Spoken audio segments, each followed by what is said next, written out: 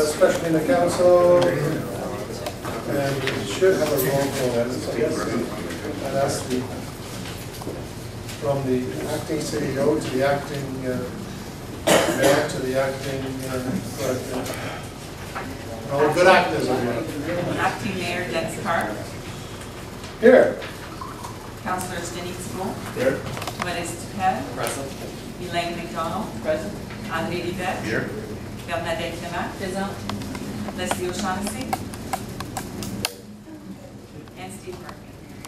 Steve Murphy. Another name. I'm here. Steve. Okay, there's only one item on the agenda, and that's the acting CEO to lead it up.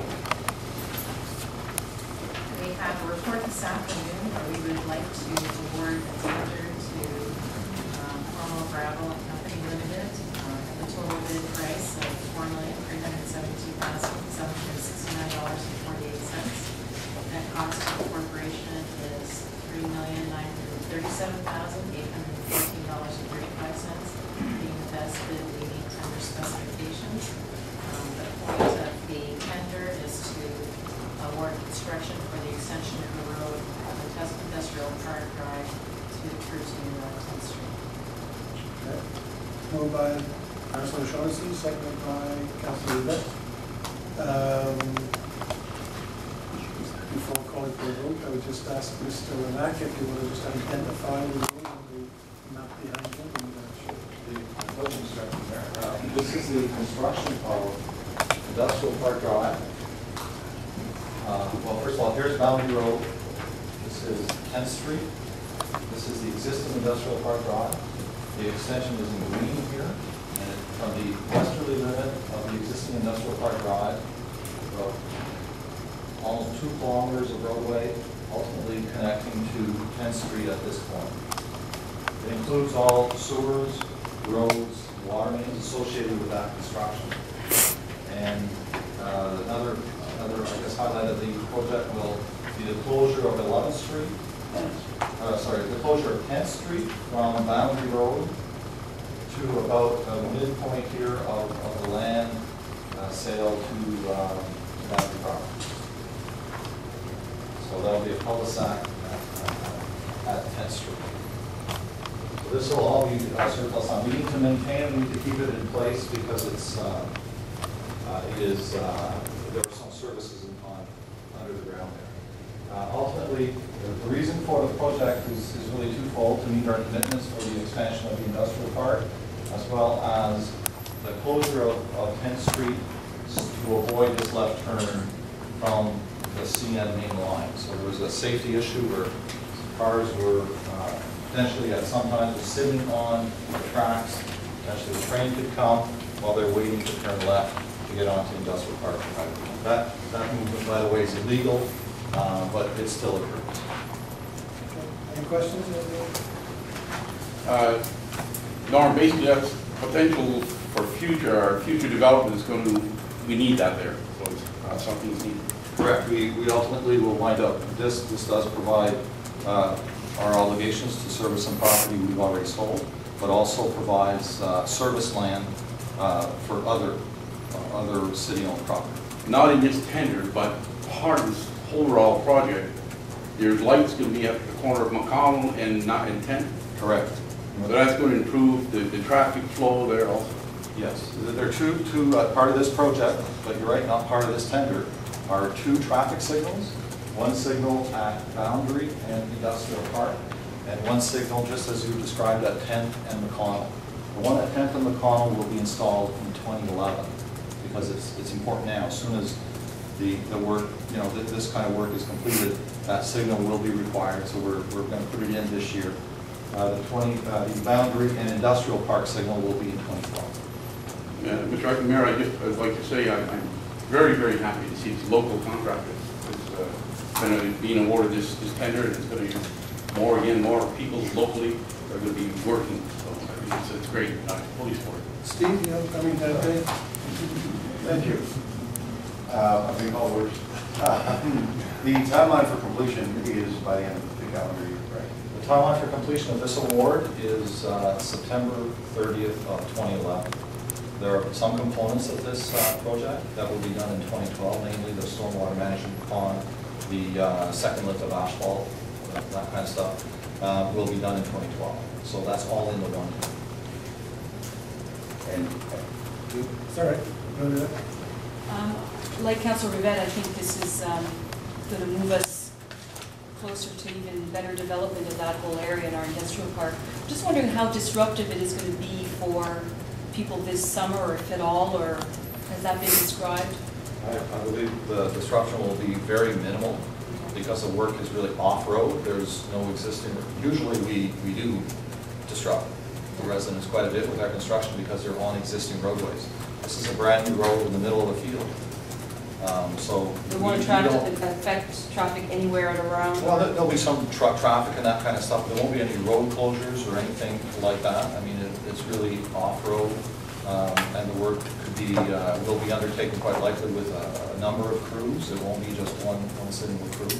You'll probably see some activity all over that site this summer. Thank you. It was nice to see the media all around you there, and you almost looked like you were posing, Mr. Rivette. I didn't know they were there. Very good. And of course, if some of the pictures aren't quite up to your standard, Mr. Levac will be ready to pose.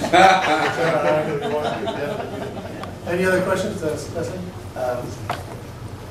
Mr. Acting Mayor, Norm, do you think that there was any cost savings by doing what you did by awarding the total contract in 2011, but some of the work not being done until 2012? Absolutely. The bigger the project, usually the better your prices. Some of the stuff like the HL3, or the final lift of asphalt, we always do that. Yeah. So that's kind of par for the course, but the stormwater management is a very large component of this thing. Yeah. You know, So you're getting work done in 2011 that is $2,012, like, you know, Yes. which is you calculating inflation or whatever, They would have done that. could have been done, okay. Yeah. Now, in the case of that, is there any other projects that we do, or that we tender, let's say asphalt, do it in 2 years as opposed to every year? Could you feel that there could be savings that are identified in there? Let's say doing our asphalt for the next 2 years and awarding the contract as opposed to the 1 year, like you say, to get those numbers up high enough? That's a good point. The challenges in being able to do that is actually identify and design not much work in the one calendar year. So the asphalt resurfacing contract, which is where that would apply, is about $2 million worth of work. And it's probably 15 streets, 20 streets or so. So it's a very difficult task for us to design it and have it defined. So we don't really, although that the items are per ton, we also identify exactly what has to be done on each street. So it's not a generic kind of 10,000 tons, $100 a ton. It's each street is identified. Location. So actually, that's a good point. It's something we could look at in the future. But just off the top of my head, I see that as being one of the challenges in doing that. Other questions? A question to the acting CAO in her other role as CFO. In the report we have, it talks about the financial implications. You don't see any problems in affordability when we talk about this and the impact of the higher tax bill. There's no tax increase planned because of this act. This is well within our thinking. In response to your question, I would say this is a very affordable project. What it will do is it will assist us to make other property to potentially sell, generate an assessment. So in the short term, if the funding doesn't pan out for provincial and federal levels that we hope for, then it will be a very quick turnaround payment through funding from land reserves and very quickly from the assessment from those future sales. So it's all positive. Vinny? Once that project gets completed and the organization moves in, how long before we end up getting our return on our investment? Do we have any idea how long it will take to be able to offset the expenditures that the municipality has to put forward on this? We haven't for the boundary property parcel, until that's fully operational, you can't generate full tax assessment for the property. But the property taxes from that parcel are anticipated to be about $750,000 annually. This is the ballpark. If it's so in that situation, it would be a very quick. About 5-6 years or thereabouts. Could you use the example of what happened with SCM? Yes, several years ago, the city had to make an investment of $1 million for SCM for expansion to entertain that facility. And since that point in time, we have collected over $14 million in municipal property taxes for that organization. Good. Okay, question, all those in favor? Carried unanimously. Thank you. Councilor Jarrett, Councilor Tino, Councilor Rivett. Thank you very much. Of course, Mr. Lamack will stay around for pictures.